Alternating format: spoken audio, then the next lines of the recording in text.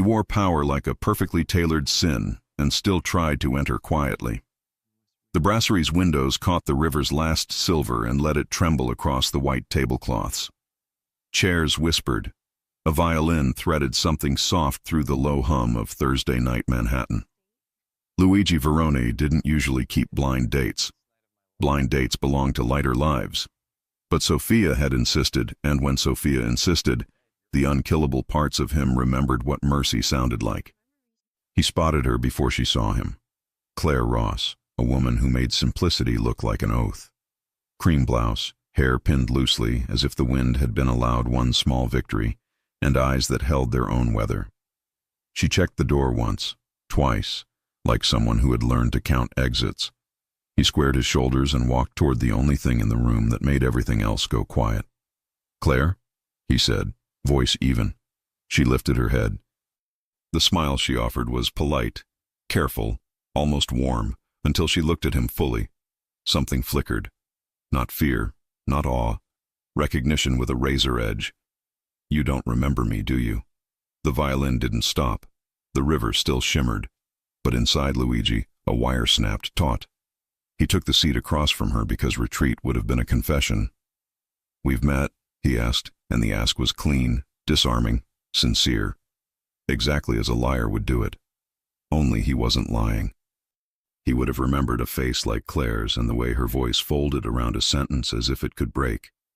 "Years ago," she said, and the words landed soft.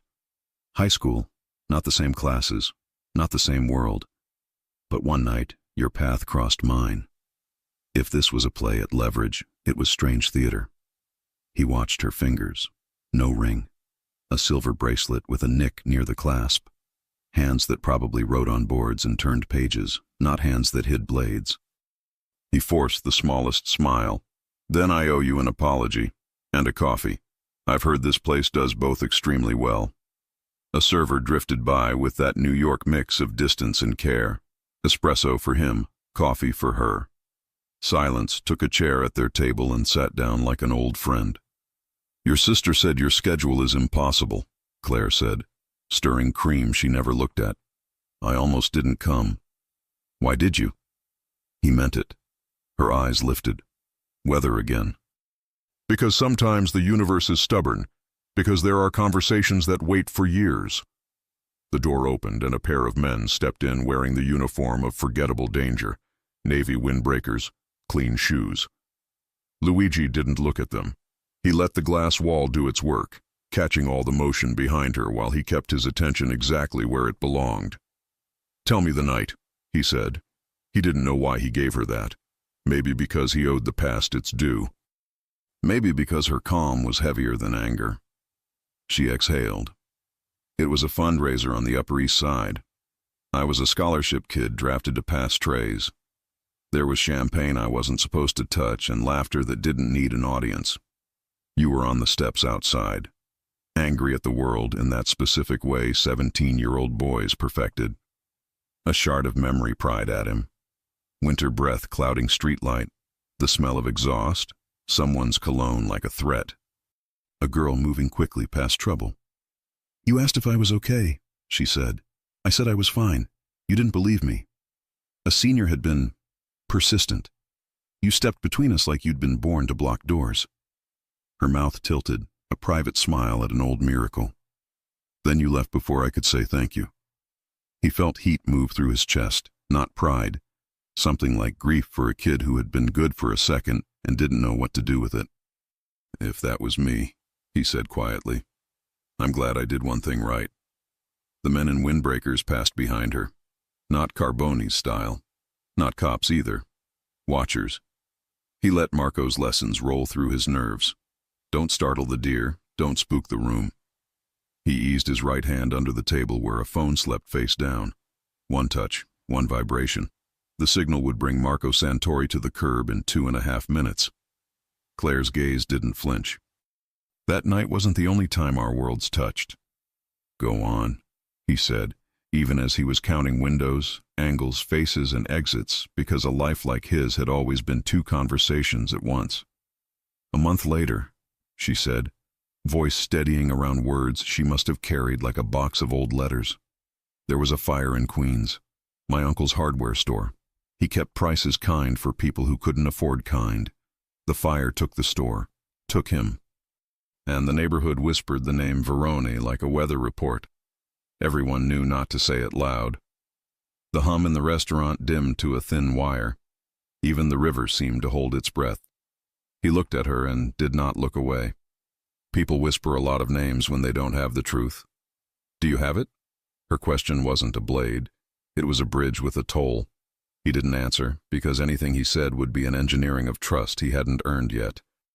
Instead, he said, "I'm sorry for your loss." And meant that, too. "Sorry isn't the same as clean," she murmured. The espresso arrived like a small, dark trial. He took it black and drank it like repentance. Outside, a camera flash popped, quick, small, a gnat against glass, and the men in windbreakers peeled off down the block. He set the cup down. "Some people take pictures," he said, almost lightly, "because they can't afford stories. I have a story." Claire folded her hands. "And I came tonight to learn if the man in front of me belongs in it." He should have smiled. He should have pivoted to flirtation, to safer ground where men like him said the right clever thing and kept hearts exactly where danger couldn't see them.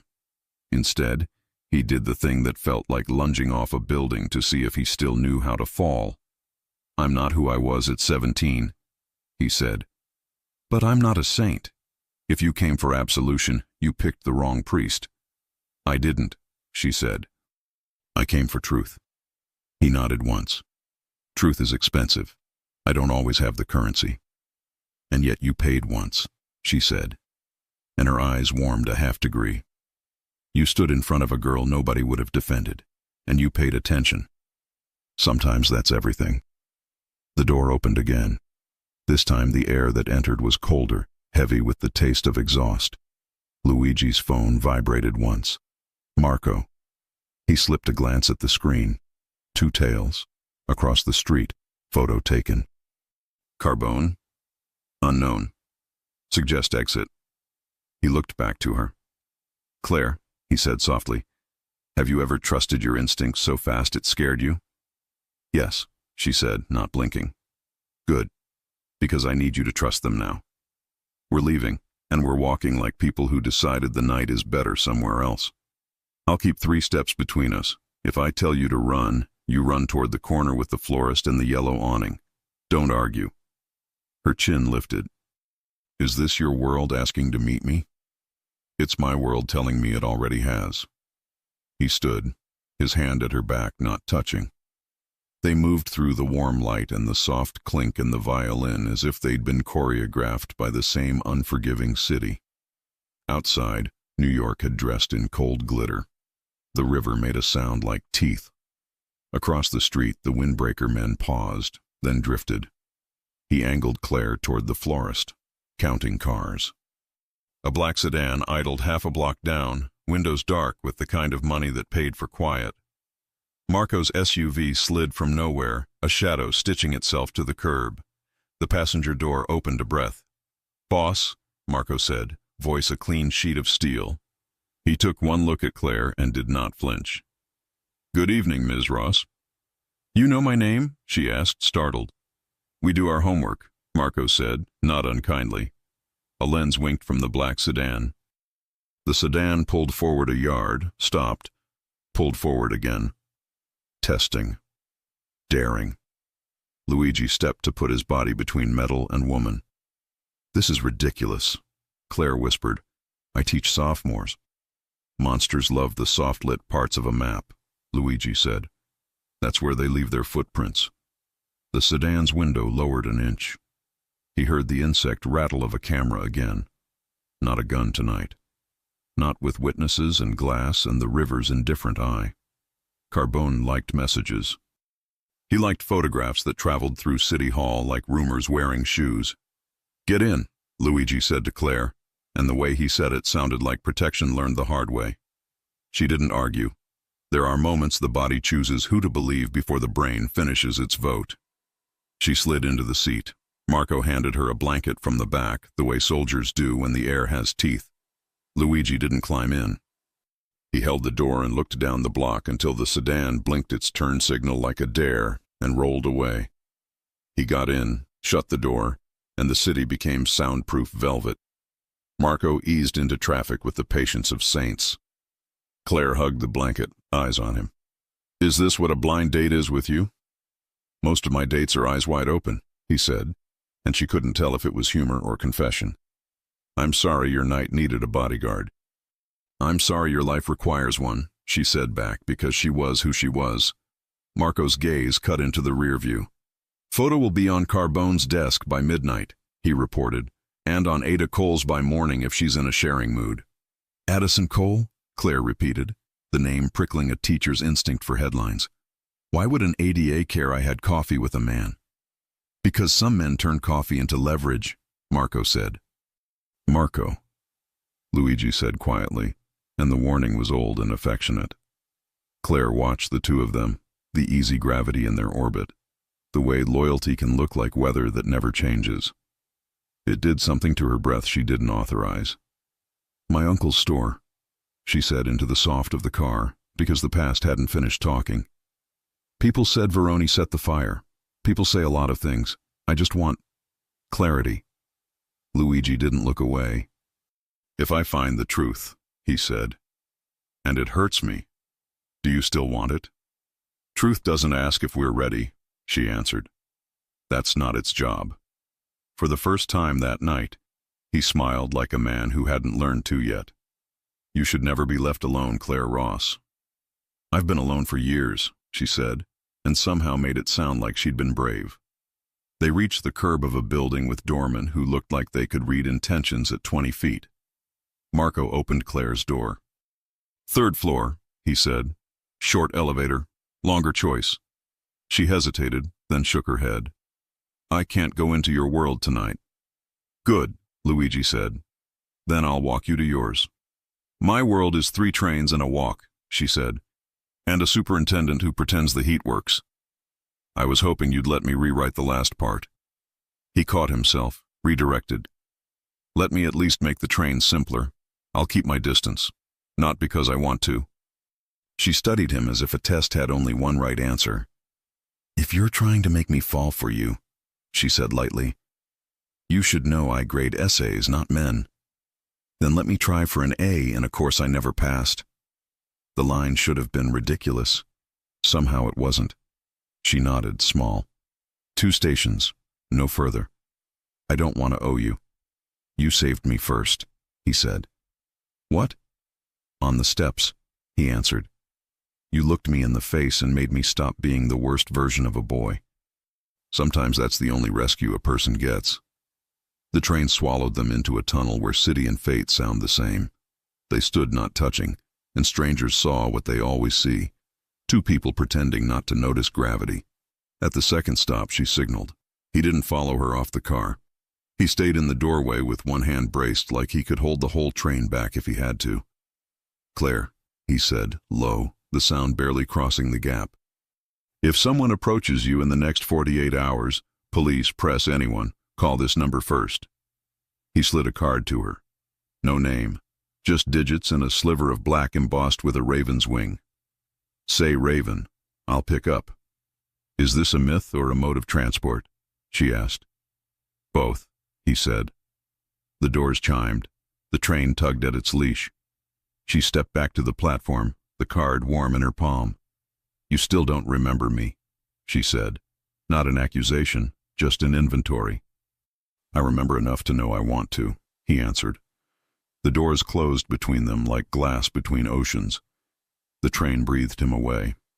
Claire stood with the raven in her hand and the old story in her chest and the future tapping the soles of her feet like a drummer outside the room.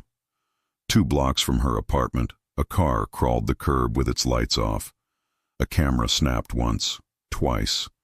A shadow stepped from a doorway and folded a note under her windshield wiper, precise as surgery. She read the note under a streetlight that owed more to moon than electricity. "Not your world, not your man. Choose quiet." She looked down the block, heartbeat learning a new tempo. Somewhere in the city, a boss looked at a night he couldn't control and decided control was a smaller god than love. In the morning, a copy of the photo, her face through brasserie glass, Luigi's profile turned just enough to ruin privacy, would land on Matteo Carbone's desk and a heartbeat later, slide across Ada Addison Cole's inbox like a dare. But here, with cold air on her skin and the raven burning her palm, Claire Ross folded the note, slipped it into her pocket, and climbed her stairs without breaking stride. She had learned to be invisible once. It hadn't saved her. Maybe visibility would. Above her, a siren sang the city to sleep. Across town, Marco Santori said into a phone, "We've been seen," and Luigi Verone, staring at a river that never changed, answered, "Good. Then let them watch." What exactly did the city expect to see when a woman with a teacher's heart walked into a war she didn't start, and a man with a criminal's past decided he'd rather be known than feared? And who, out there in the dark, had decided to write their ending for them? Claire didn't sleep. The city slouched against her windows, restless as always, but tonight its noise felt personal, like Manhattan itself leaned close to ask what she thought she was doing, entangling her heart with a man who lived in headlines and whispered threats. She sat on the edge of her bed, shoes still on, coat still draped across her shoulders, staring at the folded note from her windshield as if it might unwrite itself. Not your world, not your man. Choose quiet. Quiet had been her survival. Quiet had been the weapon of the powerless, but quiet had cost her too much already. And tonight a Mafia boss had crossed a room because her name was on his schedule, then stepped between her and danger without needing a reason. And that was louder than any warning. Her phone buzzed once. A text from Jenna Walsh, her best friend since freshman year at NYU. "You still alive? If he tries to murder you, call me first. I'll haunt him." Claire smiled despite the shake under her ribs. "I'm okay." She typed, "He's not what I expected." 3 dots appeared, disappeared, appeared again. "Girl, don't start. Men who can kill you with a frown are not boyfriend material." Claire shut off her screen. If only Jenna knew how complicated the past could be. She pulled her curtains closed, but not before she saw a black car slow at the corner, watching, measuring. The darkness outside had a pulse. And for the first time in years, Claire didn't feel alone, because a man she barely knew had said, "If someone approaches you, call me first." She placed the raven-embossed card on her nightstand like a promise she wasn't ready to use. But she didn't throw it away. She wasn't that stupid, and she wasn't invisible anymore. Luigi Verone didn't sleep either. His penthouse had windows tall enough to frame the river like an apology. The skyline glowed, hard, sharp, hungry. Exactly the kind of hunger that built empires and buried regrets. Marco Santori leaned against the marble counter of the open kitchen, sleeves rolled up, tie gone. "Boss, this isn't like you. Blind date with a civilian." Luigi poured 2 fingers of scotch he didn't actually want.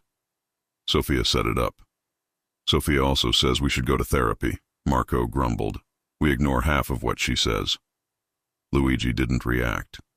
He stood perfectly still, staring at the reflection in the glass, a man who had outgrown mistakes but kept making new ones. "You're thinking about the fire," Marco said quietly. Luigi closed his eyes. "She lost family that night, and she thinks we did it." Marco pushed off the counter. "Carbone's fingerprints are all over that neighborhood if you know where to look. He wanted territory. He always wants territory. And rumors are easier than truth," Luigi murmured. He remembered the girl on the steps, fear in her posture, pride in her chin. He had forgotten her face, but not the instinct to protect her. Some instincts refused to die. "What's your read on her?" Marco asked. "She didn't flinch," Luigi said, "even when she should have. She also didn't run. That," Luigi said, "is what scares me the most." Marco's phone chirped. He glanced at the screen. "Carbone's men tailed you to the station. We intercepted before they saw where she lives." "But they're curious now." Luigi set the glass down untouched. "Of course they are. You know what comes next?" "Yes." Luigi nodded once. "We keep her alive." Marco looked at him, long and unblinking. "And what do we do with you?" Luigi didn't answer. He stared at the city that asked men like him to choose violence to stay breathing. Tonight had been supposed to be simple. It never was. The next morning came too bright. Claire arrived at Westbridge High School before the first bell, clutching a travel mug and wearing exhaustion disguised as mascara. The hallways smelled like floor wax and whispered drama. Teenagers, loud, alive, unbroken, stormed through the doors in clusters. "Ms. Ross!" A girl with lavender braids skidded to a stop. "I finished the extra credit." "Great job, Talia," Claire managed. "Put it on my desk." She tried to focus. Grades, lesson plans, Hemingway's tragic masculinity. But her mind kept replaying the moment Luigi stepped between her and danger, as if the world had granted her a shield with a jawline. At second period, Principal Dalton tapped on her door. "Sorry to interrupt. There's someone who wants to speak with you." Claire's stomach flipped. Ada Addison Cole walked in like a lawsuit wearing red lipstick. Tall, striking, a storm in heels. She flashed a badge at the students as though they should applaud. "Ms. Ross," she said. Claire stepped into the hallway. "What's this about?" Cole lowered her voice. "Last night you were seen in the company of Luigi Verone." Claire swallowed. "He walked me to the train. That's not a crime. In his world, everything becomes evidence." Claire straightened.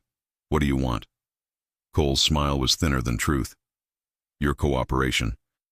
When someone like you spends time with someone like him, sometimes they see things, hear things."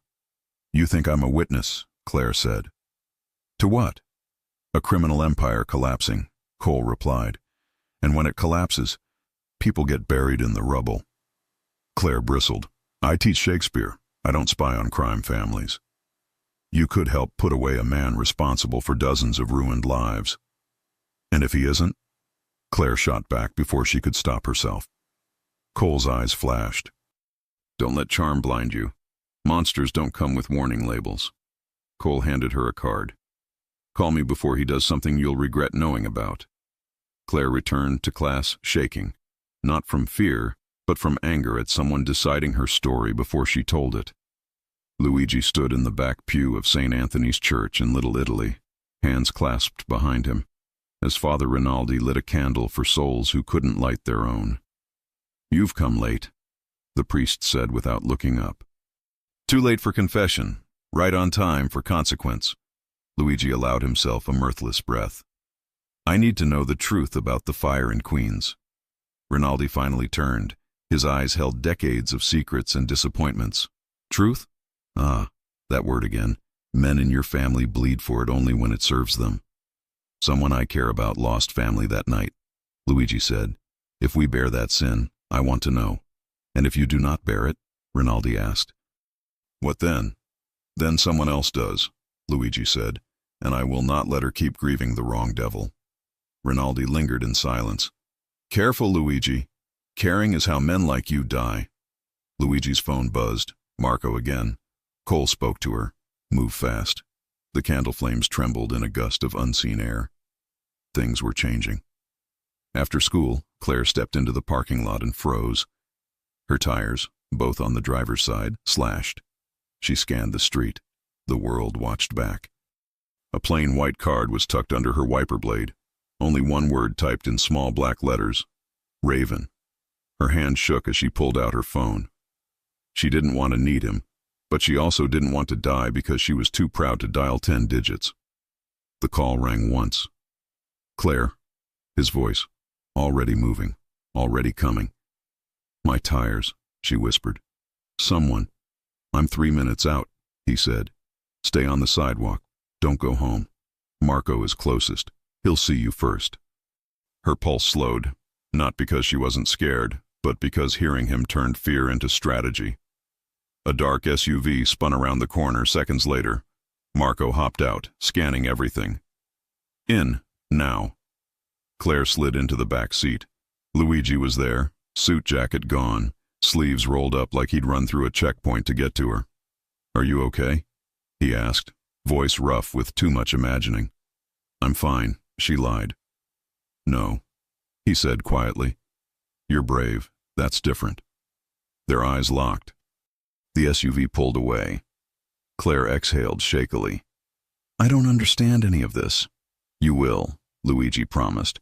I'll give you every answer you ask for, just not while someone tries to make you disappear. She turned toward him.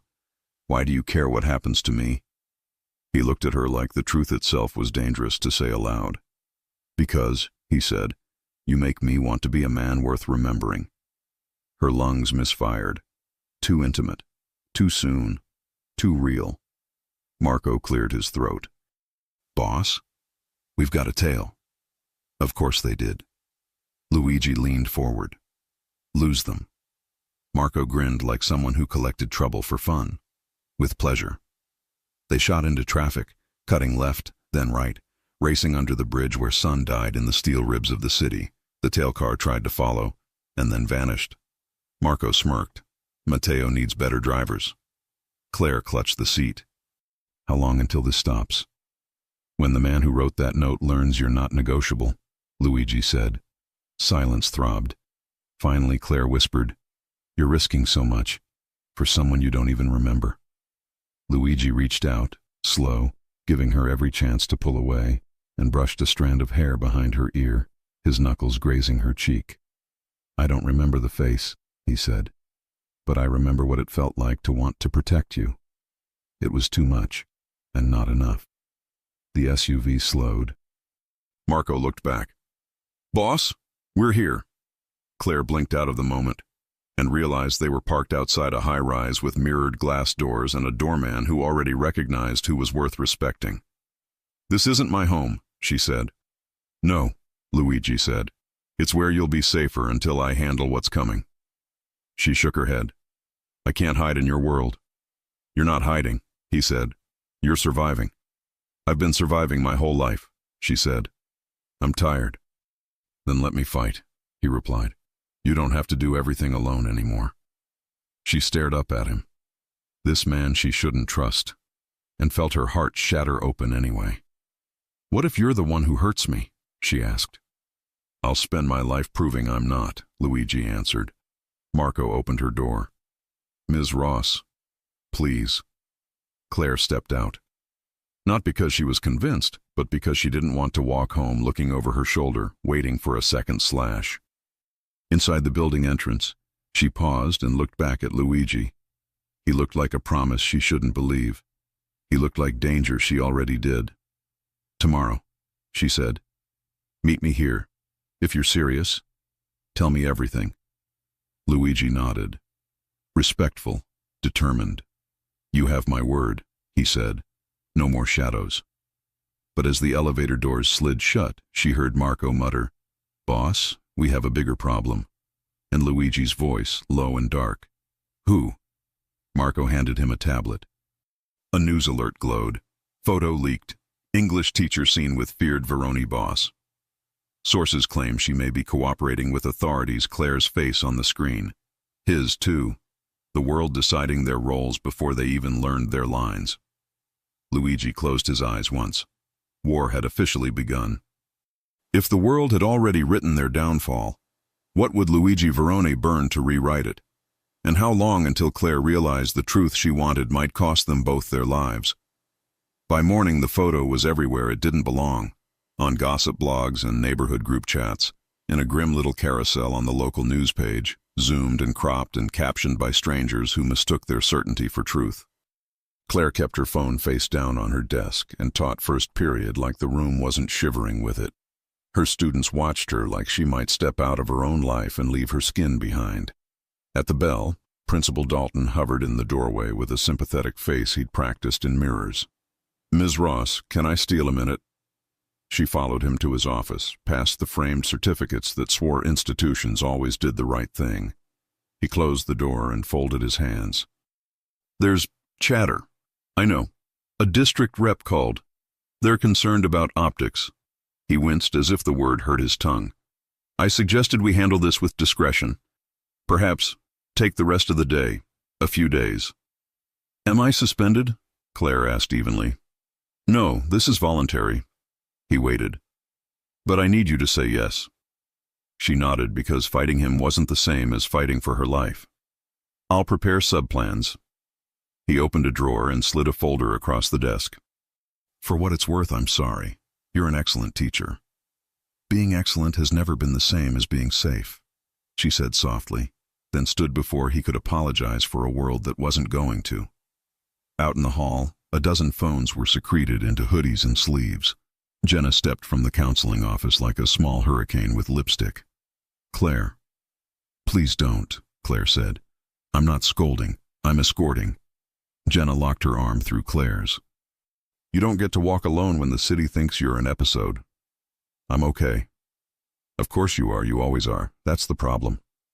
Jenna stopped, searched her face. Is he? Complicated, Claire said. Jenna sighed. So are black holes. Text me later. You'll hear from me every hour like an invasive vine, Jenna promised. If he so much as breathes wrong, I will put his head on a bulletin board with sticky notes. Claire laughed, a thin sound that broke like light through blinds. Then she left before the hallway could start applauding or hissing. Outside, the air had teeth. She wrapped her coat tighter and scanned the block. No slashed tires today. No note that called her a trespasser. Only a city pretending to be neutral as it watched. Her phone vibrated once. No name, just a number she now knew by the way her pulse changed. Claire. Luigi. Dalton benched you, he said. Not a question. Voluntarily, she said. The district is allergic to scandal. I can sue them into a coma. Don't, she exhaled. I don't want your war touching my classroom. There was a pause at the other end, as if he sorted his words before he let them fall. Let me keep you somewhere no one can reach. One day. Then you can decide to hate me from a safer distance. How persuasive, she said dry. I can cook, he added. She looked up at the gray sky as if it could answer for her. Your penthouse is not neutral ground. I didn't offer my penthouse, he said. I offered a place with locks I trust. And windows? She asked.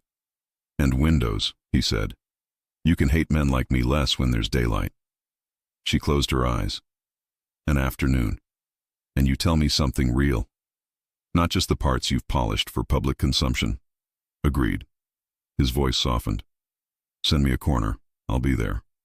She texted him the cross streets, then walked, hands in pockets, as if she hadn't agreed to step onto a ledge.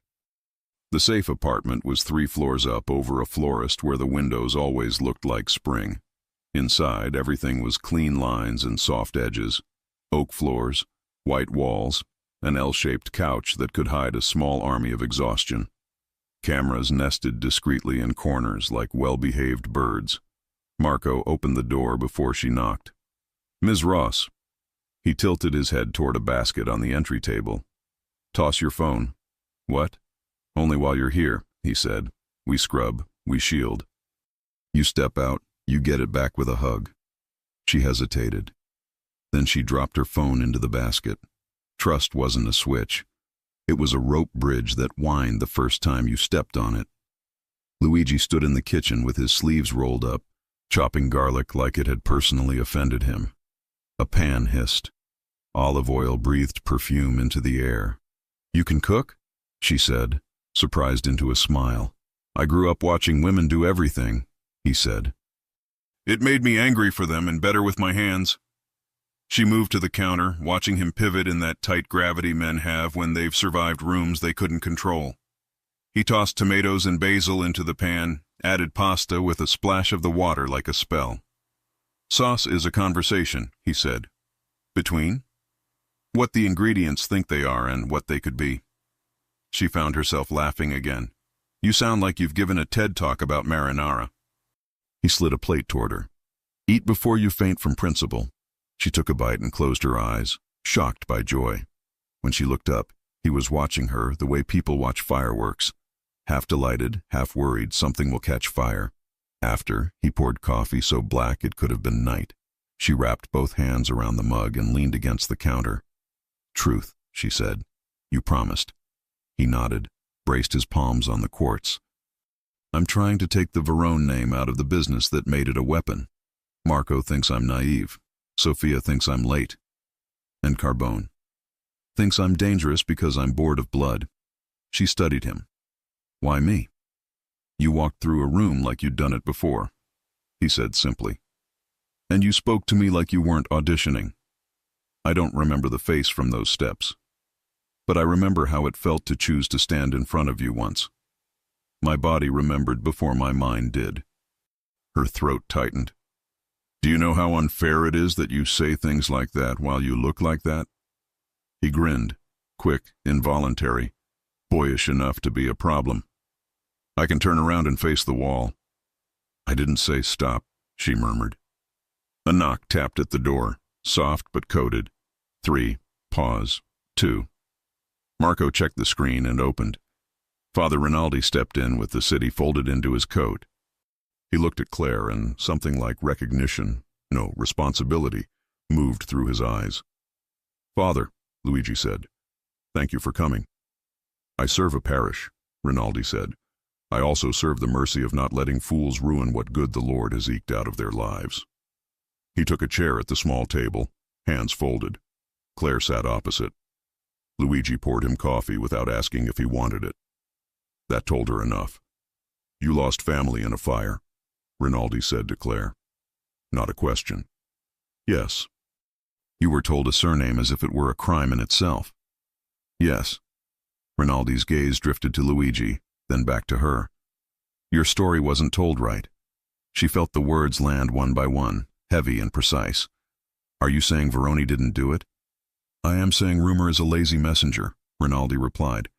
Men love an easy villain because easy villains let them stay lazy. Tears burned the corners of her eyes, the kind that arrive when you realize you've been starving for water you didn't know existed. She blinked them back because crying in front of dangerous men broke rules she hadn't written but had learned by heart. Who? She asked. Rinaldi spread his hands. Names matter to law. Patterns matter to priests. That neighborhood belonged to men who wanted to collect grief the way others collect rent. When grief piles high enough, it changes how people vote, where they shop, who they trust. The man who benefited most from that fire was not sitting at this table. Carbone, Luigi said quietly. Rinaldi didn't confirm. He didn't have to. Claire exhaled like she'd been underwater. She didn't feel vindicated. She felt tired, all those years believing one story because it was the only one offered. Why didn't anyone say this before? She whispered. Fear buys silence at wholesale, Rinaldi said, finishing his coffee. And your uncle, God rest him, wouldn't have wanted his niece to mouth other men's wars just to make sense of pain. He stood, coat whispering. At the door he paused.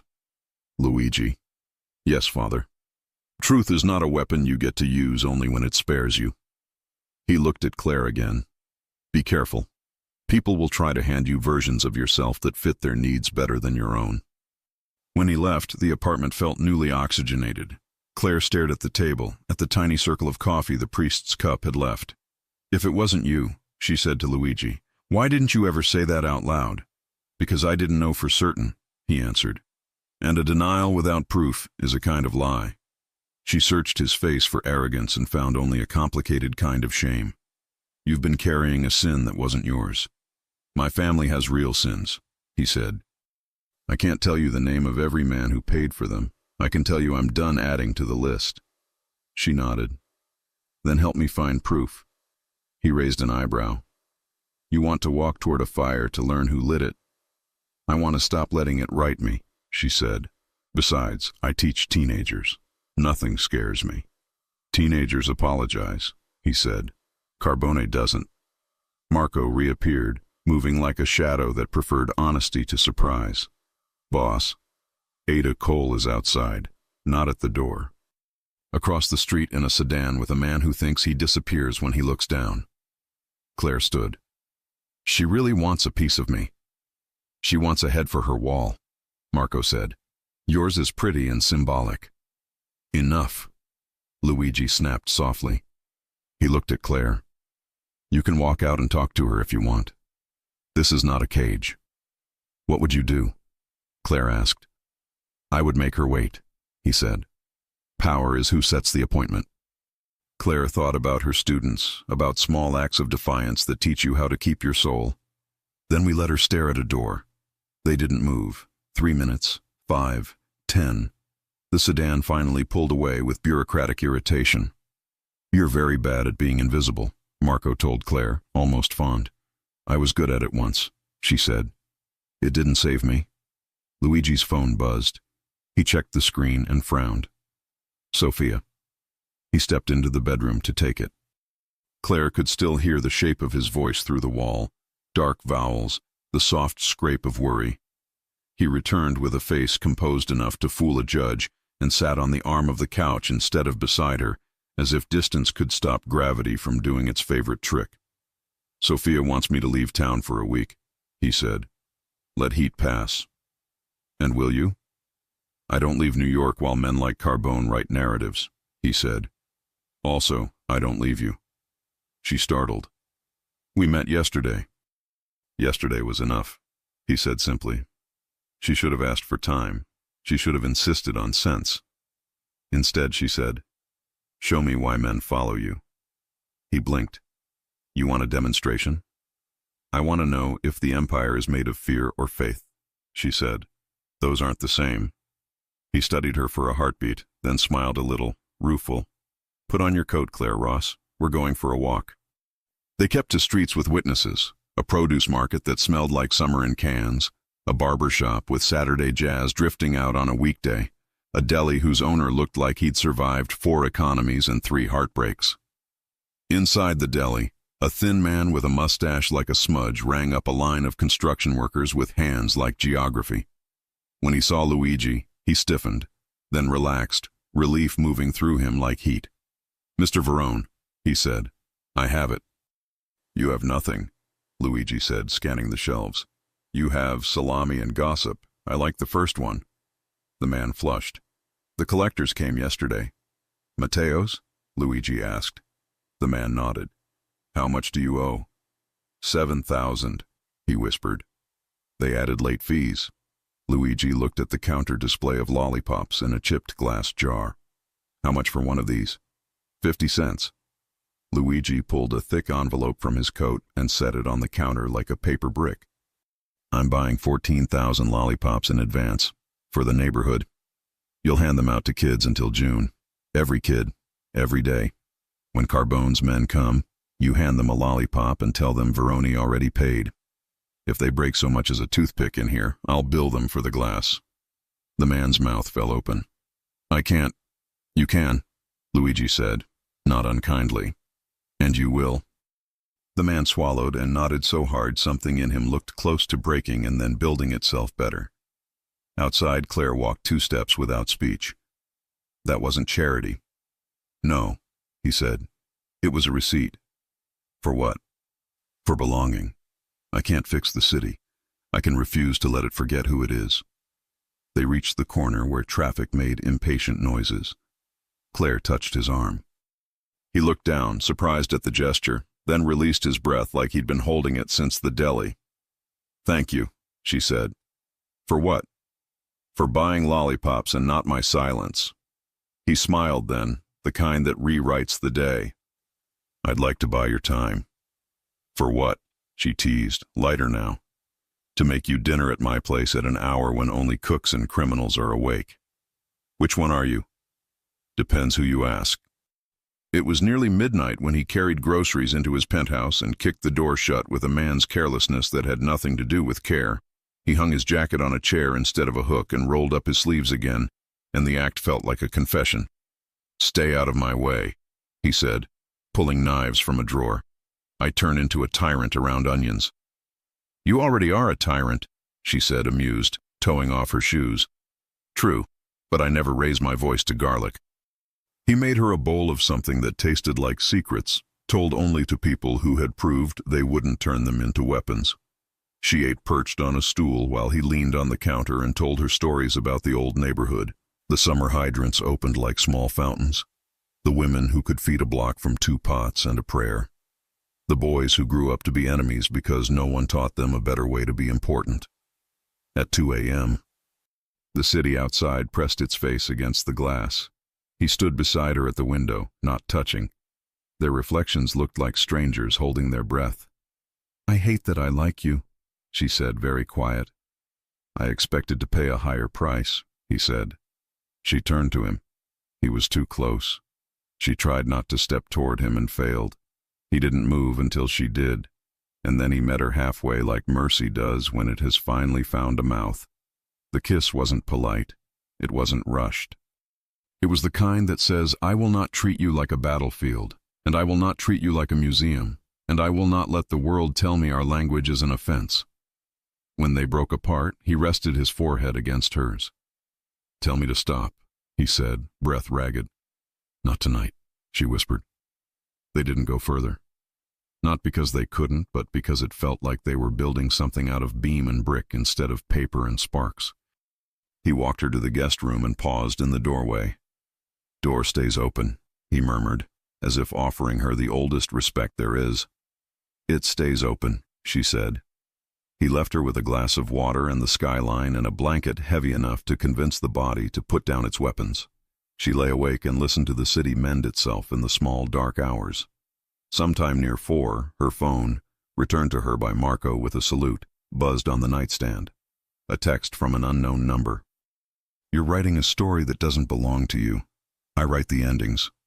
M. Her stomach iced. She stood and crossed the hall. Light still burned beneath Luigi's door. She knocked once. He answered immediately, hair rumpled, tie abandoned. She handed him the phone. He read. His eyes went very still. Matteo, he said. Is that his signature?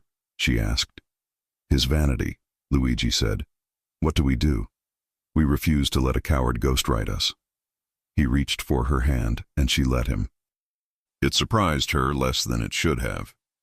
A soft chime sounded through the penthouse, the discreet doorbell of a life that keeps nighttime company. Marco walked in from the secondary entrance like a man who thinks sleep is for people less employed by fate. Boss, he said, jaw tight. He set a small evidence bag on the counter. Inside lay a single wooden match, head scorched, and a scrap of receipt paper charred along one edge. Claire's breath snagged. What is that? Marco's voice was flat. A reminder. From whom? From the man who wants you to spend the rest of your life apologizing for being seen, Marco said. It was taped to the downstairs door. Timed camera loop, 30 seconds of blindness. Luigi stared at the scorched match until the glass in the windows felt thinner. He looked up at Claire. Tomorrow we go to the source, he said. We pull every public record on your uncle's store, permits, complaints, insurance claims, fire marshal notes. We follow the ledger until it says a name out loud. And if the ledger doesn't say it, she asked, then we make the city say it. He answered. Outside, a siren wrote a red line down the avenue. Somewhere in the dark, a man smiled and believed in inevitability. Claire stood barefoot on cold tile, a mafia boss's fingers warm around hers, a city watching, a priest's warning echoing. Truth is not a weapon you get to use only when it spares you. The scorched match seemed to glow in its plastic tomb. If this was the beginning of something, it was one with walls thick enough to take a hit and windows wide enough to let the world witness the next one. Who had slipped through 30 seconds of blindness to leave a match at a door 30 floors below the city's conscience, and how many seconds did Claire and Luigi have before those 30 turned into 0? The scorched match in the evidence bag sat on the counter like a small, patient threat. Morning made it look harmless. Morning was a liar. Claire drank coffee she couldn't taste and watched Luigi move around the kitchen with the quiet purpose of men who have survived too many dawns. He'd rolled his sleeves again. She was learning that he did that when he meant to work, fight, or love. She tried not to think about which one came first today. We start with paper, he said. Paper forgets less than people. Fire reports, she answered. Permits, complaints, insurance logs, anything that has to be spelled. Marco has a clerk at City Records who owes him 12 pastries and a favor. We'll bring both. He slid her his spare leather jacket without asking. It swallowed her shoulders and smelled like cedar and rain. She zipped it and hated the way safety could feel like surrender and salvation at once. In the elevator, she felt the air change, that hush cities make when they decide to witness rather than interfere. He stood close, not touching. When the doors opened to the garage, his hand came down, firm at her waist, guiding her back a step so he could go first. "Rule 1, he said. "I enter, I scan, I take the first hit." "And Rule 2? She asked, because she couldn't help the stubborn spark in her. "Rule 2, he murmured, eyes sweeping the shadows. "You let me." Possessive, controlled. It should have rankled. It melted something she'd granted over years. They rode in silence to a block where the courthouse looked like a sermon in stone. Inside city records, dust dared them to complain. A clerk with a bun and a gaze that could reject gods met them at the counter. Marco set a white box of pastries on the ledge like a peace offering. She slid it toward herself without smiling and pulled a paper form from a stack. "Fill this out," she said, and then grudging. "Back room only. 5 minutes, quietly." They didn't get 5 minutes. They got 73. Claire lost track of time under the fluorescent lights of the records room, drowned in file folders the color of forgotten moons. Luigi moved like a predator forced to be gentle in a library, controlled, precise, patient. Marco read numbers the way soldiers read maps. They built a trail out of paper scraps. Fire Marshal Report, 21-4117. Origin unknown. Accelerant suspected. Complaint, 3/11/19. Extortion attempt logged 6 months prior by anonymous owner. Insurance claim flagged, paid fast, too fast. Pushed through by an adjuster who, 3 months later, bought a new car outright. Marco tapped a line item with the blunt tip of a pencil. "Here." Claire leaned in. Ledger entries from a non-profit shell, Riverside Youth Initiative, wired donations to 3 small businesses on the block in the year before the fire. 2 refused the money. Her uncle accepted $5,000 for a community paint day. The shell listed a treasurer's name she didn't recognize. Luigi's jaw worked. "Riverside isn't ours." "Matteo?" she whispered. "Maybe." He traced the names with a fingertip, slower now. "Or someone who wants to look like him, or me." Marco's phone hummed. He scanned, then lifted a brow. Adjuster, the one who paid the claim, made a campaign donation the next year. To a city councilman who used to share cigars with Carbone behind the Belmont Club. "Names and patterns," Claire said, hearing Father Rinaldi's voice as if he'd followed them into the dust. They copied everything they could legally copy. The clerk pretended not to see, then waved them away with a sigh that said she was choosing the right sin. Outside, the air sharpened. City light turned stainless, winter catching on corners. Claire tugged Luigi's jacket tighter and tried not to count the eyes she imagined on them. "Lunch," Marco said. "Your sister's orders. She says starving doesn't make you righteous." "Since when do I obey Sophia?" Luigi muttered, then added, "We'll eat." They didn't. The world ate first. A woman in a navy suit swung out from behind a concrete pillar as if she'd been cut from its shadow. Adia Addison Cole looked like a verdict. Cameras were not far behind. You could hear their breath more than see them. "Mr. Verone," she said. "Ms. Ross." What a civic-minded pair. Luigi's hand found Claire's hip. Firm pressure, no panic, a claim made without cruelty. "You're following a teacher into a public building?" he asked. Bold optics. "I follow crime scenes," Cole said. "The ones that haven't happened yet." "Then you're early," Luigi said. Cole's eyes slid to Claire. "We could talk somewhere you're not acting. Just us. I bring coffee. You bring truth." Claire held the ADA's stare. "Truth doesn't like coffee. Truth likes safety," Cole said softly. "He won't give you that." Luigi didn't rise. He didn't snap. He lowered his voice until the air leaned in. "Don't use her because you can't corner me. Come for me directly. I'll give you a time." Cole's smile cut. "I'll come for what helps me win." She handed Claire a card. "When he fails you, call." "Is there a world where you're wrong about him, Miss Cole?" Claire asked. Cole's jaw ticked. "Not one I get paid to visit." She turned and walked back toward her car. No cameras. Just the threat of them. The badge was the lens.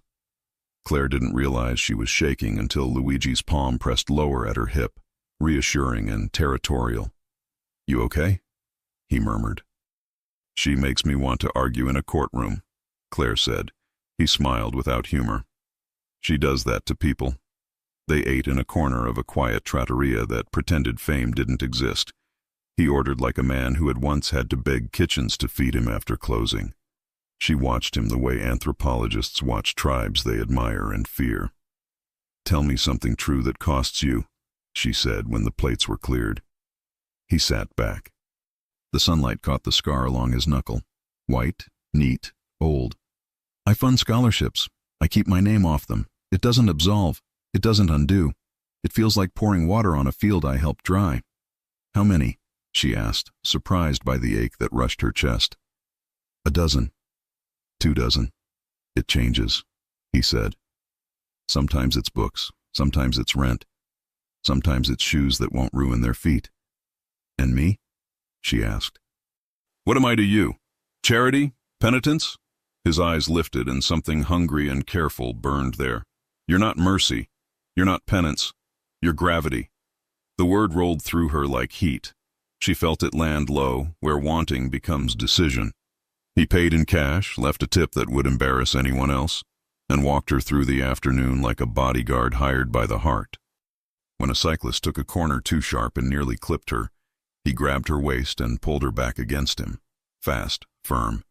She felt his breath in her hair and something like prayer move under his ribs. "You're mine to protect," he said before he could edit the claim. She should have corrected him. She didn't.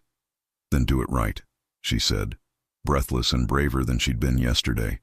They reached the safe apartment above the florist at golden hour. The light made glass look like a forgiving lake. Inside, Marco killed the alarm and began his ritual of checking locks like a pianist warming up. Left, right, middle, repeat. Claire moved toward the window. Her reflection met hers. A woman who had gotten used to being nobody's first choice, standing with a man who terrified the city and handed her safety like a vow. He came up behind her, close enough that she could feel the heat from him, not touching yet. "If you tell me to keep 3 feet between us, I will," he said quietly. She turned. The distance vanished itself. 3 feet feels like a lie," she said. He cupped her jaw, thumb along her cheekbone, slow enough that she could stop it. She didn't. He kissed her the way a man kisses when he's memorizing. Pressure, pause, breath, deeper. She met him line for line. His other hand found her hip, anchored her there, a firm circle of possession that didn't bruise. She arched into him and felt his restraint like a storm bound by a leash he refused to cut. "Tell me to stop," he whispered against her mouth. Words hot, control absolute. "Not tonight," she said again, and felt him smile into her. He backed her to the wall, not hard, not soft. Exactly the pressure that says, "I'm here, I'm not leaving. I know where you end and I begin." His mouth left hers to find her throat, reverent and claiming. She breathed his name like a surrender, and he answered it with care. When he finally stepped back, it was because his phone vibrated with that particular insistence Marco used when he hated to interrupt. Luigi pressed his forehead to hers 1 beat more, choice, not apology, before he answered. "Santori." Marco's voice was too even. "Bring her into the hall. Now, don't touch the car." Luigi's eyes cut to Claire. Every muscle went still. "What did you find?" "A gift glued under her wheel well," Marco said. "Timer is asleep. Trigger is a kiss sensor. Arm when door opens. We've got 60 minutes until someone decides to wake it up with a call." Claire's skin went cold. "Is it likely?" Marco said. "Yes. Big? No. Ugly? Yes." Luigi's body rearranged. Man, then weapon, then man again.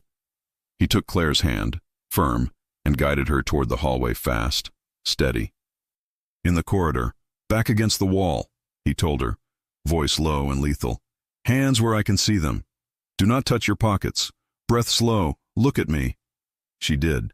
His pupils were wide. His control was wider. They waited. 30 seconds. A minute. On the intercom, Marco's voice came wrapped in cotton and calculation. "I've got a tech on the line. Homemade. Not Carbone's A-team. This is a vanity bomb. I can disarm without waking it." "Can I help?" Luigi asked. "You can stand still and consider the ways you're going to make him regret his hobbies," Marco said. "Give me 5. 5 minutes filled with the sound of air. Claire's heart tried to break out of her chest. Luigi stepped in until his body became a wall she could lean on. He bracketed her head with his forearms, creating a human room only they fit inside. "I've got you," he said, quiet, absolute. She nodded because words would shake. He bent, kissed her forehead, possessive, protective, and her eyes went wet without her permission. "Boss," came Marco at last. "Done. It's a hollowed GPS puck with an amateur's dream inside. The dream is over." Claire exhaled all at once. Her knees softened. Luigi felt it and took her weight like he'd meant to all along. His hand came to the back of her neck, warm, strong. "You're safe," he said. "Am I?" She forced a laugh that wasn't amused. "He put a bomb under my car because I had dinner with you." "He put a bomb under your car because he can't get to me," Luigi said. "He's going to learn a new thing." "What's that?" "That I'm harder to hurt when I'm holding something I refuse to lose." Her stomach flipped the way it does on bridges. "Am I something?" "Not something," he said. His thumb stroked once at the hinge of her jaw, a line that felt like a vow. "You're the line." Marco came up the hall holding a small clear container with the dead device inside. He showed it like a museum exhibit. "Baby teeth," he said, "but he'll grow them if we let him." "We won't," Luigi said. Marco flicked him a look. "Then we talk about your sister." "Sophia?" Claire asked, startled. She'd only seen Sophia in passing once, in a photo on Luigi's sideboard. Dark hair, tired eyes, a surgeon's hands and a saint's posture. "She called me," Marco said. "Someone tried to lure her out of the hospital with a fake emergency consult. She smelled it and refused. Smart. But her name is in the air now." Luigi's jaw tightened. "She goes nowhere without security." "She threw my men out last time," Marco said. "She's nicer than you until she isn't." "I'll handle it," Luigi said, and the way he said it made the hallway feel smaller. "We're not done," Marco added, nodding at the jar. "Your ADA made herself visible at records. She'll find out about this in an hour and claim you staged it." "Let her," Luigi said. "She can stand beside Carbone and explain the match at my door." Claire scrubbed at her face. "I hate this." "You hate being a pawn," Marco said. "Good. Pawns survive by moving with purpose." "Has he always talked like an instruction manual for war?" she asked Luigi, a thread of humor hooking through fear because she needed it. "Since he learned words?" Luigi said, and Marco didn't deny it. The question that had been building in Claire since the records room pushed past her teeth. "If we prove Carbone did this, if we prove he did the fire, what then? You hand him to Cole? You go to court? Or you go to the docks and do what your family has always done?" Luigi didn't flinch. "What do you want me to do?" "Not what's easy," she said. "What's right?" He closed his eyes for a beat. When he opened them, the decision had weight. "Marco will compile a chain. Ledgers, phone logs, the adjuster's sudden prosperity, the false nonprofit. We take it to Cole before Carbone can burn it." Marco lifted a brow. "We're trusting the ADA who wants your head for her wall? We're trusting the city to recognize a monstrous lie when we draw it with enough ink," Luigi said. He looked at Claire. "We're trusting her." Claire swallowed. "Then we do it, before he escalates." As if the city had overheard and wanted to send a counterpoint, Claire's phone pinged with a number she didn't know and didn't like. She showed it to Luigi. "Unknown, no caller ID. Answer on speaker," he said. "Say nothing first." She did. Static breathed. Then a voice, silk over gravel. "Ms. Ross, you've made yourself very decorative on the evening news. Teachers should be careful about extracurriculars." "Matteo," Luigi said, calm, deadly. "Say hello to a man who doesn't fear you." A chuckle. "Luigi, I wondered how long until you started using women as shields." "Come upstairs," Luigi said. "We'll see what I use." "Tempting," Matteo replied. "But no, I prefer you fat with hope. It makes the fall athletic." "What do you want?" Claire asked, because fear had finally hardened into anger. "I want you to stop pretending you're the heroine," Matteo said. "This is a city of men. Stories end the way I say. The line clicked dead. Marco pocketed Claire's phone, jaw iron. He'll try something public next. He wants a crowd. Then we control the stage, Luigi said. He turned to Claire. Pack what you need. You don't sleep in your apartment again until I say. Not because I like cages, because I like mornings with you in them. She breathed in, out. The fear hadn't left. It had shape now. Okay, she said. But tomorrow we bring Cole the ledger. We force her to look. We will, he promised. She went to the guest room to throw clothes into a small bag. Luigi watched her go, watched the line of her spine, the set of her shoulders. He felt about her the way tectonic plates feel about continents, inevitability and awe. Marco's voice pulled him back. You're really going to hand the ADA the knife? I'm going to put the knife in her hand and point it at the right throat, Luigi said. And if she turns it? Marco asked. Then I've learned something about her, Luigi answered.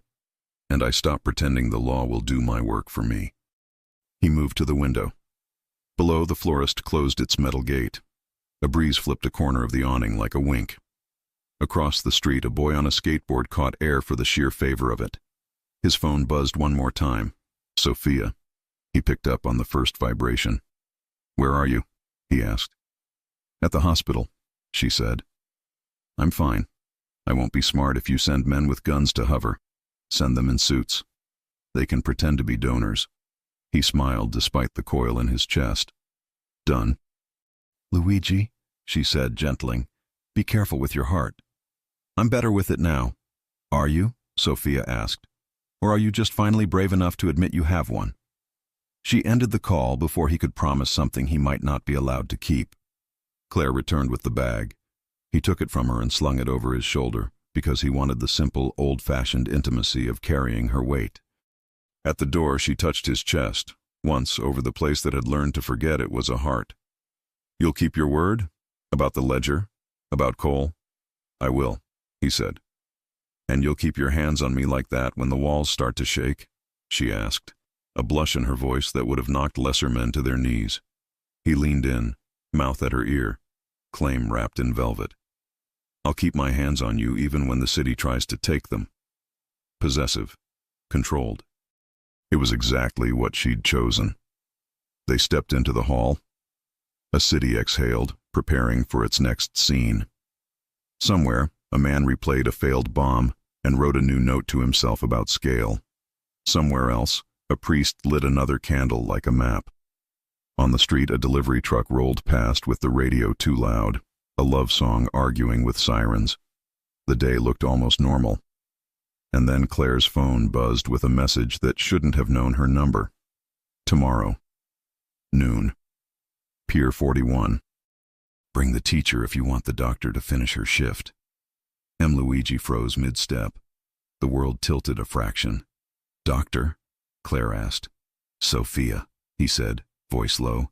He just wrote her into the script. Marco's mouth flattened. He wants the waterfront. Of course he does, Luigi said. He wants witnesses. Claire looked at both men and felt the line they were about to cross hum under her feet. Then we make the witnesses ours. She slid her hand into Luigi's. He closed around it like a promise. What do you owe the truth when the city you love prefers spectacle? And what would it cost to walk into the light and drag a monster out by his name? Morning wasn't gentle. New York woke with teeth, and Pier 41 already waited like a threat on the horizon. Luigi stared at the message glowing on his phone. Tomorrow. Noon. Pier 41. Bring the teacher if you want the doctor breathing. Sophia, his only family left. Matteo had crossed a line that men like Luigi never forgave. Claire stood beside him in the safe apartment, still wearing last night's borrowed jacket. She didn't ask what the message meant. She already knew. He wants you scared, she said. He wants an audience, Luigi replied. And he'll get one. Just not the one he's planning. Marco spread documents across the table. Fire reports, permits, bank wires. A trail that pointed to Matteo Carbone, not Luigi's family, as the one who burned Claire's uncle's store. Claire highlighted names with fast, angry strokes. Luigi watched her, this woman who had decided she belonged in a fight no one invited her to, and felt something shift in his chest. "We take this to Ada Cole," Claire said. "Today." Luigi nodded. "You shouldn't have to lose your job over lies." She looked up. Sophia shouldn't have to lose her life. He liked that she always put others first. He hated that it might get her hurt. Marco handed Claire a tiny earpiece. "I'll hear everything. If anything feels wrong, you say Raven. Luigi will get to you before you finish the word." Luigi slid a small black disc into her hand. "Keep this close." His fingers brushed her skin, warm, controlled, protective. "I won't let him touch you." Her heartbeat answered before her voice did. The prosecutor scanned each page like she was grading the universe. "If this holds up," she said, "Carbone goes down, hard." "And Sophia?" Luigi asked. "I'll put surveillance on the pier, quiet, but if you show up, do not play hero." Luigi's voice dropped lower. "Heroes bleed for applause. I bleed for family." Claire stepped forward. "Tomorrow we force him to confess, out loud." Cole hesitated, then nodded once. "You'll have eyes everywhere." It wasn't a promise of safety, but it was power. They exited and the elevator doors slid shut behind them. Luigi's phone buzzed again. An emergency signal only Sophia could send, but the message wasn't from her. "Bring the teacher. Bring the proof. Noon." Claire read it over his arm. "He wants both of us." "He thinks you're leverage," Luigi said. "He's wrong. You're the knife." Her breath caught, but she didn't look away. Neither slept. They sharpened truth into a weapon. The room glowed with candlelight from Father Rinaldi's blessing hours earlier. "May you stand where fear says sit." Claire wore determination like armor. Luigi wore fear like fuel. He brushed a strand of hair behind her ear. "When this ends, I'm taking you somewhere quiet. You'll complain about my coffee. I'll pretend to be offended." She smiled. "You really think we'll have mornings?" "I plan on it," he said. Violently. She rose on her toes and kissed him. Slow, deep, claiming. He kissed her back with a promise wrapped in hunger and restraint. "Stay alive," she whispered against his mouth. "Only if you stay near," he whispered back. Wind pulled at Claire's hair. Gulls circled like punctuation marks waiting for a sentence. Ada Cole's watchers blended into the crowds, a couple with a stroller, a fisherman humming, a vendor who never finished a hot dog. Luigi walked with Claire at his side, one hand on her lower back, guiding, mind to protect in every step. Matteo appeared at the center of the pier with two men behind him, smiling like crime was a personal hobby. "Where's Sophia?" Luigi demanded. "Where you'll never look," Matteo replied, "until I'm done with you." Claire stepped forward, brave, foolish, beautiful. "You talk big for someone hiding behind threats." Matteo's eyes sharpened.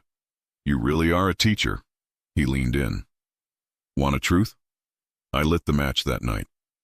I watched the smoke rise over Queens. It was art."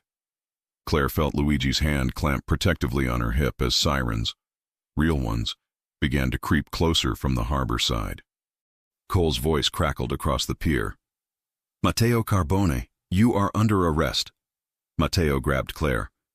In one breath she was against his chest and a gun was pressed to her ribs. "No!" Luigi's snarl tore the air. Claire's pulse pounded, but her voice was steady. "Let me go." Matteo chuckled. "No, I like leverage." He didn't expect Luigi to step closer. Fast, fearless, deadly. He didn't expect Claire to twist sharply, like she'd practiced this all her life. Her elbow drove into Matteo's ribs. The gun slipped. That was enough. Marco tackled Matteo. Cuffs clanged. Ada Cole advanced with officers flooding the pier. Claire stumbled, but Luigi caught her instantly, both arms around her, pulling her into him like she was the only person the world couldn't afford to lose. "You're safe," he breathed against her hair. "You came," she whispered. "I always will." She looked up. His eyes, dark, wild, relieved, held something she wasn't ready to name. He tilted her chin, thumb gentle. You're mine to protect. And you, she said, are mine to believe in. Marco hurried over, phone pressed to his ear. Sophia is safe. Coming now. Luigi closed his eyes, exhaling a prayer that wasn't aloud but existed anyway. Claire placed her palm over his heart. Tomorrow. Ask me. His gaze lowered to her lips. Ask you what? She smiled like the future. Whatever you're dying to ask. He leaned in, ready to take that kiss that had waited too long. A boom thundered behind them. Smoke erupted from a nearby building, City Councilman Hayes' office. Flames crawled the windows like someone trying to erase evidence. Claire jolted. He had a backup plan. Cole cursed under her breath. Luigi pulled Claire tighter. This isn't over, not yet. Claire looked at the fire, then back at the man whose shadow could burn cities. Then we make sure we write the final line.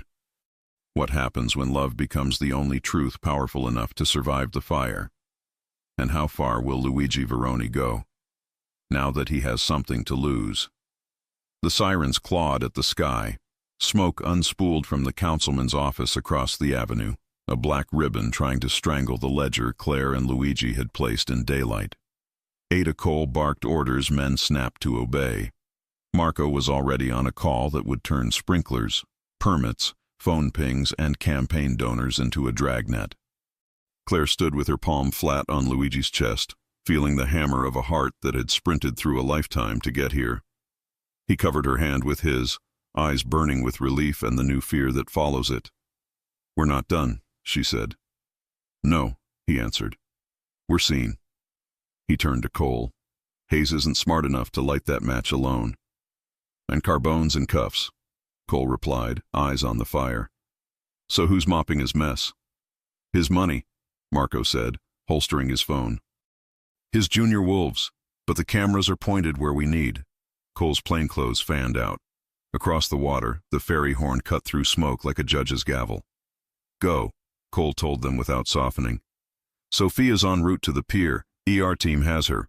I need your statements in an hour. Luigi's face shifted, war melting around a brother's worry. Claire nodded toward the access road. We'll be at the ambulance. They moved, together, fast, through curious tourists and a city that had decided it could finally stare openly. An EMT swung open the back doors. Sophia Veroni sat on the gurney, hair disheveled, cheek bruised, eyes clearer than anyone's had a right to be after a kidnapping. About time, she said, and then she saw Claire. You must be the reason my brother forgot to breathe. Claire laughed through the choke in her chest. I didn't mean to be. Don't apologize for oxygen. Sophia slid off the gurney and hugged Luigi hard enough to prove blood is a sacred inconvenience. You brought the city. You bit a man, Luigi said into her hair. I'm a surgeon, Sophia replied. I know where to make it count. They broke apart. Sophia took Claire's hands with quick, clinical tenderness, checking pupils and pulse and something deeper. You're steady, she said. Keep him that way. We will, Claire said and startled herself with the plural. Marco stepped up with news that smelled like victory and gasoline. Cole has Hayes' staffer in cuffs. The adjuster's bank account is frozen, and a warrant just kissed the nonprofit's fake books. Also, this is almost romantic. The priest sent a text. Light makes liars sweat. Sophia groaned. Rinaldi and his fortune cookies. His fortune cookies saved our lives, Luigi said. Good, Sophia said. Then make sure the bill goes to Carbone. Cole arrived with purpose like weather in heels. Your turn, Veroni, and Ms. Ross, I'll need your line exactly as he said it. Claire repeated the sentence that had ended a rumor 15 years long. I lit the match that day and watched the neighborhood learn the Veroni name wasn't the only one carved into the sidewalks. The words felt like a door opening and someone finally stepping into the right room. Cole's pen stopped. We'll charge Hayes for destruction of evidence, Carbone for arson, extortion, racketeering, conspiracy. If they try to wriggle, we tighten. She looked between the three of them. I'm not promising sainthood for your family, but I am promising the right sinners get named. And after? Claire asked. When the city gets bored and clicks away? Cole's expression shifted a half degree, almost gentleness. After I go back to being the villain in his friend's dinner parties. And you, she nodded at Claire, go back to teaching people the difference between truth and story. And him? Claire tipped her head toward Luigi. Cole's gaze flicked to the river. He can decide whether to be a headline or a human. Then, don't make me regret today.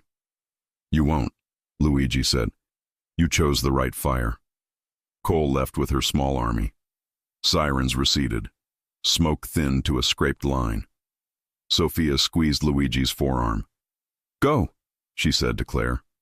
Walk him somewhere normal before he turns this into a strategy meeting. Boss, Marco warned. Phone up again. Carbone's lawyer is already on TV. Loves kids. Hates fire. You can't answer him with shadows. We won't, Luigi said. He looked at Claire. Come with me. Where? She asked. Somewhere that feeds people real, he said. They walked a dozen blocks into a neighborhood that had memories for rent. A neon sign blinked diner in the window, like an oath that never learned to spell better. Claire slid into a booth that had been broken in by arguments and proposals and pie. A waitress with a pen behind her ear poured coffee like forgiveness. This, Claire said, is our cathedral. It's where tomorrow waits when the city shouts too loud, Luigi said. They didn't speak for a moment. They let the bell over the door and the sizzle from the kitchen and the clatter of a teenage dishwasher knit the world back together. Tell me the worst version of today in your head, Claire said at last. That I wanted to wrap you in iron and hide you, Luigi said. That I would have burned the pier to keep you breathing. That I almost let fear write me like Carbone does. What stopped you? She asked. You, he said simply. And the way you walked into a sentence and asked for I. She smiled at the memory that had cut handcuffs around a man's tongue. He couldn't resist himself. You didn't resist yourself, Luigi said softer. You were the bravest person on that pier. She lowered her eyes to the coffee, then back to him. I was terrified. Courage doesn't ask fear to leave, he said. It sits with it and speaks anyway. The waitress set down pie, apple for her, lemon meringue for him. Claire laughed. You ordered for me. I asked the kitchen what they'd make for a woman who saved a city from a habit, he said. What did the kitchen say? Apple, warm, a scoop. She took a bite. The cinnamon hit like childhood, the warmth like something she hadn't realized she'd missed. He watched her, then reached into his jacket and set a small box on the table. No flourish, no speech. Just an object heavy with intention in a room that had seen both better and worse. Luigi, she said, breath catching. He didn't open it. He placed his palm over it instead. I built a life out of controlling doors and windows. I know how to make rooms safe. I don't know how to make mornings, but I want to learn with you. In this country, in this city, in a home where my name stops making other names afraid. Her eyes stung. He kept going. I'll sell what I have to sell. I'll turn Verone into something the phone book doesn't whisper about. Security, logistics, community grants that don't need my name. I will testify if Cole asks. I will stand where fear says sit. I will put my hands on you like a vow and take them off like a gentleman when you ask. He exhaled. Marry me, Claire. Not because I'm cleaned. Because I'm cleaning. Because I chose you in a world that hates choosing anything soft. She could have asked for time. She could have said not yet. She didn't want a better answer than the one already rising in her throat. Yes, she said. It came out like relief and thunder. He opened the box. The ring wasn't loud. It was simple, classic, a circle that understood geometry and eternity in equal measure. He slipped it on her finger, hands steady for a man whose life had finally started moving. The diner bell jangled. Someone in a corner cheered without context. The dishwasher banged a pan like a cymbal. Claire laughed, crying now, not sorry. Luigi kissed her knuckles as if the bones there had been waiting their whole lives for his mouth. Say it again, he asked. Yes, she said, grinning. Yes. And if you make bad coffee, I'll still say yes. I'll learn, he promised. You already are, she said. They sat in the booth and let the pie cool and the future warm. Outside, sirens thinned to threads and stitched the afternoon closed. By evening, the city had learned new names for old crimes. Hayes was perp-walked under a sky that looked too clean for the news below it.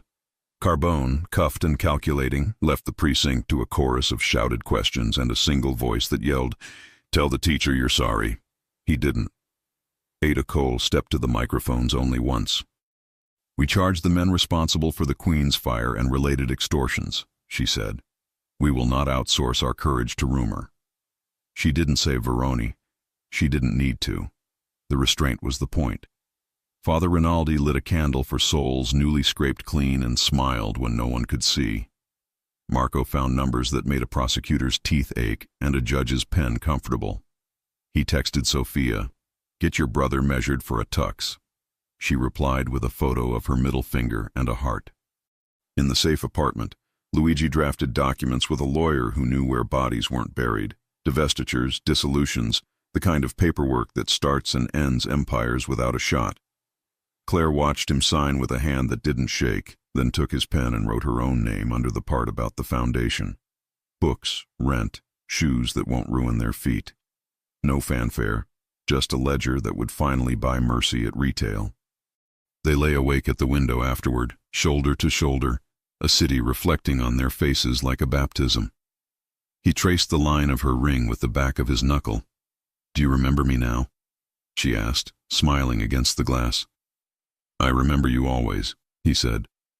"But if you're asking about a stairwell and a winter night and a 17-year-old who didn't know what to do with one clean instinct—" He turned, his mouth brushing the corner of hers. "Yes. I remember that boy because you made a man out of him today." She kissed him, slow, certain. He answered without rush, without fear, with all the promise they had just signed. "Kindness isn't charity," she murmured, echoing a ghost. "It's one human looking out for another," he finished. "Sometimes it's everything." She laughed into his mouth. "Stealing my lines already." "They're ours now," he said. Down on the street, a florist dragged a metal gate closed. Across the boulevard, a deli handed a lollipop to a kid who didn't ask for one but pocketed it like treasure. Somewhere, a woman switched off a television and decided to sleep a little closer to hope. Luigi pulled Claire into his side until her head fit beneath his chin like a solved problem. He breathed in soap and smoke and the first quiet he'd earned. Tomorrow would bring court dates and arguments and the dull paperwork of making a different life. Carbone would howl from his cage. Hayes would barter. Cole would not blink. Sophia would insist on a ceremony with bad cake and good wine. Marco would grumble through a best man speech that made everyone cry. Tonight belonged to a woman who had refused invisibility and a man who finally understood that love is the one risk that pays in full. The city blinked, slower now. The river kept its silver promises. The ring on Claire's finger caught a sliver of light and threw it back at the room like a dare. "What do you call a future you didn't know you could ask for, when it answers yes twice?" If you enjoy stories like this, take a moment to subscribe to the channel. That's how I'll know you truly liked it. Even if you're watching on your TV, grab a second to join this family of fans who love emotional and heartfelt stories. Your support means everything, and it helps us bring you even more tales like this one.